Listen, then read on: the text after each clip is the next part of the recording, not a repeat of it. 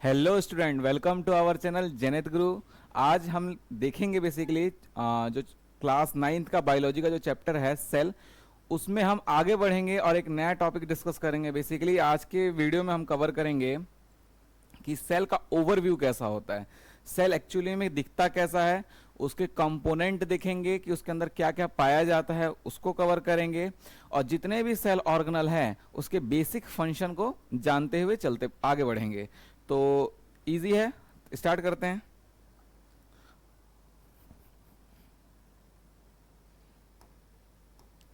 देखिए,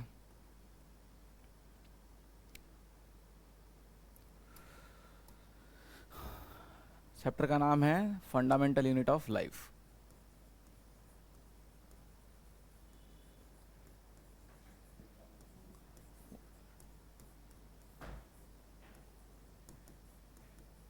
ठीक, पहले तो हमें देखना है कि सेल का ओवरव्यू। तो सेल देखिए, सबसे बाहर एक बाउंड्री होती है सेल की, ठीक है, दिख रहा है आपको। ये बाउंड्री जो है, इसका काम ये होता है कि कोई भी मटेरियल सेल के बाहर चाहे अंदर कब कैसे आएगी, कब आएगी, उसको वो डिफाइन करता है। तो बेसिकली देखा जाए,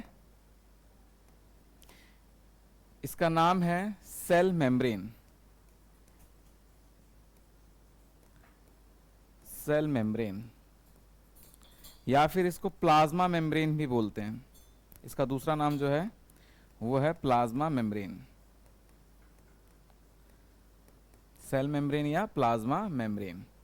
जैसे आपने अगर संतरा खाया होगा तो संतरे को आप छीलते हैं तो वो एक लेयर निकलती है, उसी तरीके से सेल के बाहर भी एक ऐसी वैसी ही लेयर होती है, उसको हम बोलते हैं प्लाज्मा मेम्ब्रेन या सेल मेम्ब्रेन। बेसिकली क्या करता है, प्रोटेक्ट करता है और ट्रांसपोर्ट में हेल्प करता है कि कौन सा सामान अंदर आएगा, कौन सा सामान बाहर जाएगा।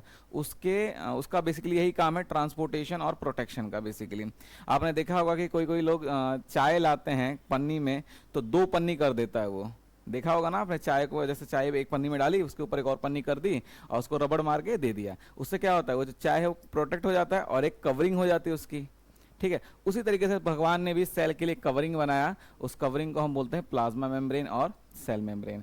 एनिमल सेल के अंदर सिर्फ सेल मेम्ब्रेन पाई जाती है। प्लांट के अंदर क्या होता है, इस सेल मेम्ब्रेन के बाहर भी एक लेयर पाई जाती है, रिजिड लेयर होती है बेसिकली वो, उसको हम बोलते हैं सेल वॉल। तो बेसिकली वो प्लांट सेल के अंदर ही देखने को मिलता है, और वैसे तो हमें एनिमल सेल के अंदर सिर्फ प्लाज्मा मेम्ब्रेन देखने को मिलता है। ये क्लियर है आपको। प्लाज्मा मेम्ब्रेन जो है वो लिपिड से मिलकर बनी होती है, और लिपिड में भी फॉस्फोलिपिड, लिख लीजिए यहां पे, made up of phospho made up of phospholipid, phospholipid bilayer, phospholipid bilayer. जो फॉस्फोलिपिड होती है उसकी बाइलेयर, बेसिकली बाइलेयर होती है, मतलब 2 लेयर बना लेते हैं फॉस्फोलिपिड, और वो 2 लेयर ही क्या करते हैं, कवर करते हैं सेल को, और उसी को हम क्या बोलते हैं, प्लाज्मा मेम्ब्रेन या फिर सेल मेम्ब्रेन, दोनों बात सेम है। इसका एक और नाम होता है प्लाज्मा लेमा भी बोलते हैं कहीं कहीं पे, याद रखेगा, प्लाज्मा लेमा, ठीक है। तो ये 3 नाम है, प्लाज्मा लेमा, सेल मेम्ब्रेन और प्लाज्मा मेम्ब्रेन। तो ये हो गया हमारा सेल मेम्ब्रेन। तो हमने एक बाहर का कवर कर लिया कि बाहर क्या होता है, बाउंड्री को हम प्लाज्मा मेम्ब्रेन या सेल मेम्ब्रेन बोलते हैं। अब जब अंदर जाइएगा आप, मान लीजिए हम लोग एक टूर पे चल रहे हैं सेल के अंदर। बेसिकली अगर हम सेल के अंदर एंट्री लेते हैं, एंट्री कहां से लेंगे, इसके थ्रू, सेल मेम्ब्रेन के थ्रू। और जैसे ही हम अंदर जाएंगे तो इसके अंदर देखेंगे कि कुछ जेली लाइक स्ट्रक्चर, जैसे जेली, प्रॉपर जेली नहीं, जैसा आप देखा होगा बरसात का टाइम चल रहा है, बरसात के टाइम में आप जब चप्पल पहन के निकलते हैं तो कहीं कहीं कीचड़ होता है ना, कीचड़, कीचड़ में जब आपका पैर पड़ता है तो कैसे आपका पैर दबने लग जाता है। वो कीचड़ को जैसा कीचड़ जैसा ही एज्यूम कीजिए, वैसे ही सेल के अंदर चिपचिपा जेली लाइक मटेरियल पाया जाता है पूरे सेल के अंदर, उसको हम बोलते हैं प्रोटोप्लाज्म। पूरे को बोलते हैं, क्या बोलते हैं, प्रोटोप्लाज्म, प्रोटोप्लाज्म, ठीक है। बीच में होगा सेल के अंदर ये पूरा, जिसमें सेल के अंदर जो फ्लूइड है उसको प्रोटोप्लाज्म बोल रहे हैं। बीच में क्या होगा,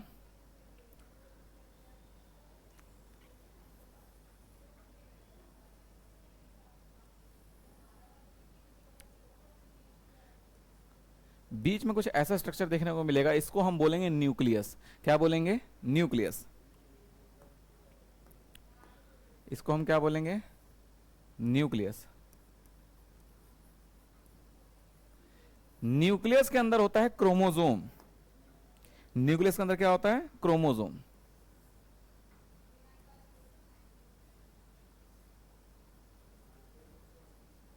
ठीक है। और क्रोमोसोम डीएनए से मिलकर बना होता है। किससे मिलकर बना होता है? डीएनए से। ठीक है। तो मान के चलिए पूरे सेल में जो बॉस है वो कौन है? डीएनए है। और डीएनए बिल्कुल अपने कंडेंस फॉर्म में होता है जिसको हम क्रोमोसोम बोलते हैं। और क्रोमोसोम जो है एक पूरे अपने ऑफिस में बैठा होता है, उस ऑफिस का नाम है न्यूक्लियस। न्यूक्लियस में ध्यान से देखिए डबल मेम्ब्रेन बनाया मैंने, एक अंदर वाला और एक बाहर वाला। ठीक है, ये क्लियर है? न्यूक्लियस क्लियर हो गया आपको? हाँ। तो जो न्यूक्लियस के अंदर का जो फ्लूइड होगा, यानी इसके अंदर भी तो कुछ फ्लूइड होगा, यानी इसके अंदर भी कुछ पानी जैसा कुछ होगा, उसको हम बोलेंगे न्यूक्लियोप्लाज्म। उसको हम बोलेंगे न्यूक्लियोप्लाज्म।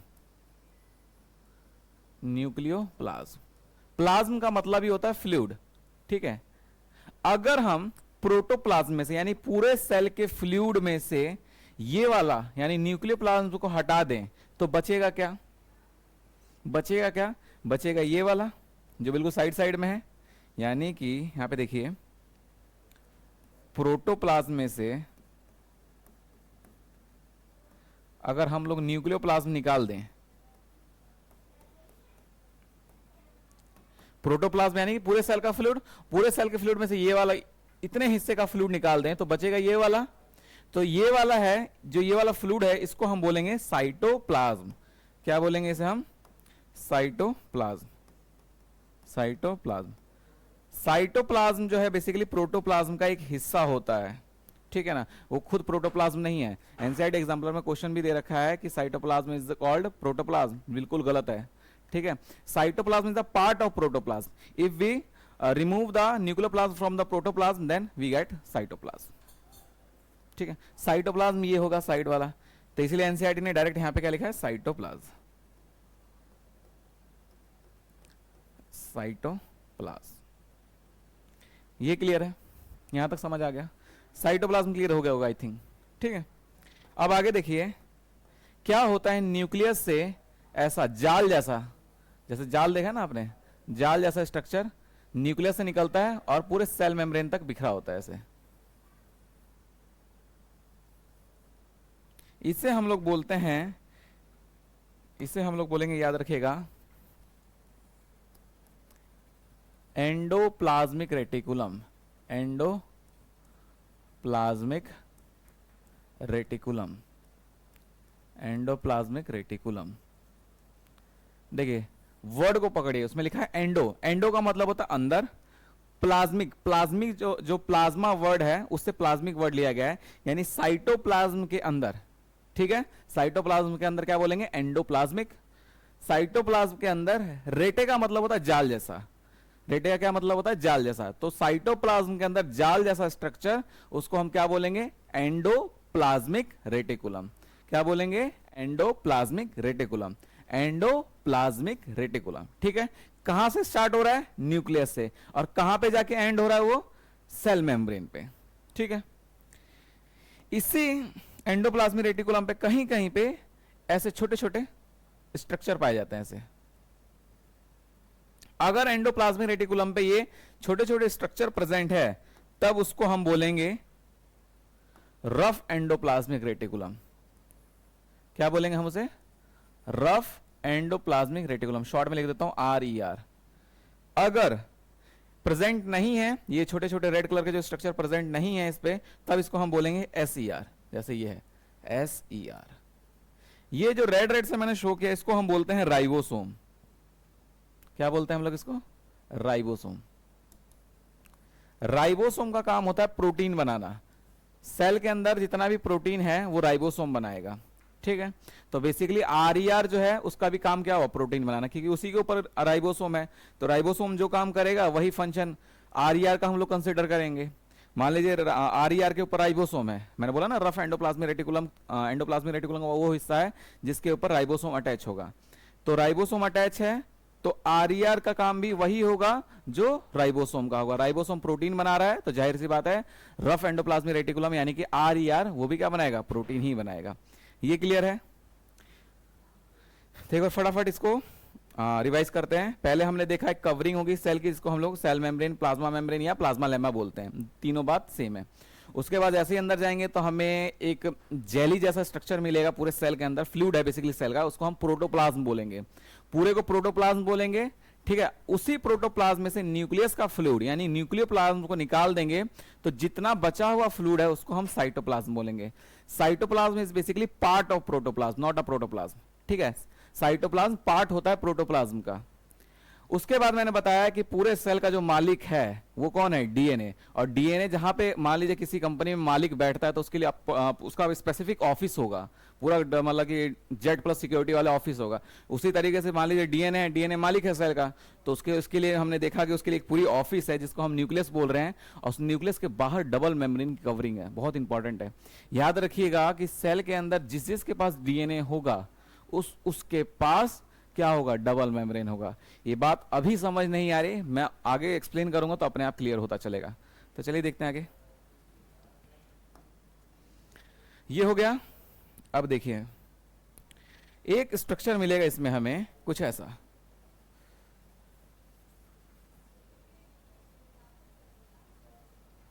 इसको हम बोलेंगे गोल्गी बॉडीज, इसको बोलेंगे हम लोग गोल्गी बॉडीज।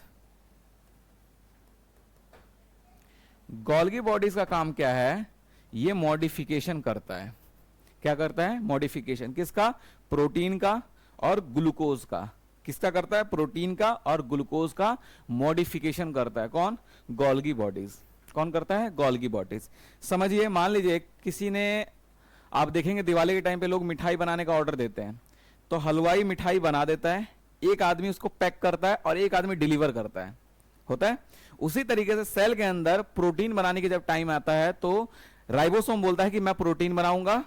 ठीक है, उसने अच्छे से प्रोटीन बना दिया और प्रोटीन बना के किसको दे दिया है, गोल्गी बॉडीज को। तो गोल्गी बॉडीज को मॉडिफाई करके उसको पैक कर देगा और पैक करके सेल के मतलब कि सेल के अंदर ही आगे ट्रांसपोर्ट कर देगा। और वो ट्रांसपोर्ट करता है हमेशा एक गुब्बारे के जैसा, गुब्बारा होता है ना वेसिकल, गुब्बारे के लिए बेसिकली वेसिकल वर्ड यूज करते हैं। एक वेसिकल बनाता है गुब्बारे जैसा स्ट्रक्चर, उसके अंदर प्रोटीन को पैक करेगा और फेंक देगा। तो ये काम होता है गोल्गी बॉडीज का, बेसिकली मॉडिफिकेशन में ही हेल्प करता है, मॉडिफिकेशन एंड पैकेजिंग किसका, प्रोटीन का और जितने भी उसने मॉडिफाई करके जो कंपोनेंट बनाए हैं उसका। सेल के अंदर कहीं कहीं पे कुछ ऐसा स्ट्रक्चर देखने को मिला येलो कलर का। ठीक है, इसके अंदर बहुत सारे खतरनाक एंजाइम पाए जाएंगे ऐसे। मान लीजिए मैं ब्लैक से दिखा देता हूं, खतरनाक है इसीलिए ब्लैक है, खतरे का इंडिकेशन ब्लैक। ठीक है, तो इसको मैंने ब्लैक से दिखा दिया। इसको हम बोलेंगे लाइसोसोम। क्या बोलेंगे हम, lysosome. Lysosome basically Golgi bodies ही बनाते हैं। इसके अंदर एंजाइम्स होते हैं, अगर ये एंजाइम फट गए तो सेल की डेथ हो जाएगी। ठीक है, और ये फटेंगे तब जब इनको डीएनए ऑर्डर देगा। डीएनए को क्या चाहिए, उसको उसका एक ही पर्पस है कि जितना काम चल रहा है सेल के अंदर वो टाइम टू टाइम चले। कभी कभी क्या होता है, ये जितने भी सेल ऑर्गेनल्स हैं ये काम टाइम पे नहीं करते, और डीएनए को बात और काम दोनों ही मतलब पक्का होना चाहिए। इंसान जुबान का भी पक्का और काम का भी पक्का होना चाहिए। डीएनए को ये पसंद नहीं आता कि जितने भी सेल ऑर्गेनल है अपनी मनमानी कर रहे हैं।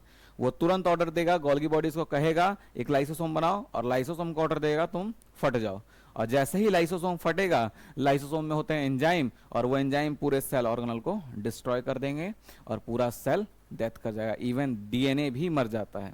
सोचिए कितनी बड़ी बात है कि सेल अपना डेथ खुद डिसाइड कर रहा है। इसीलिए इसको हम बोलते हैं लाइसोसोम को सुसाइडल बैग ऑफ सेल, यानी कि ये बेसिकली डिसाइड करके ना डेथ हुई है, तो इसलिए डिसाइड करके जब डेथ होती है उसको सुसाइड बोलते हैं।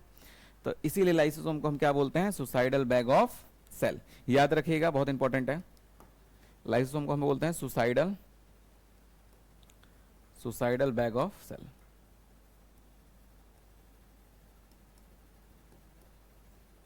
राइबोसोम को प्रोटीन फैक्ट्री ऑफ सेल बोलते हैं। एक स्ट्रक्चर मिलेगा आपको इसी में जिसका काम है एनर्जी निकालना, फूड से एनर्जी निकालना।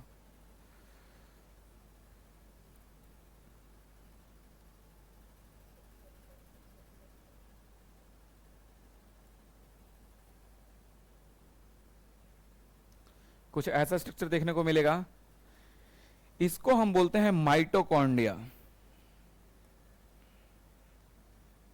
क्या बोलते हैं इसको हम? माइटोकॉन्ड्रिया। यहां पे लिख देता हूं छोटा सा, माइटोकॉन्ड्रिया।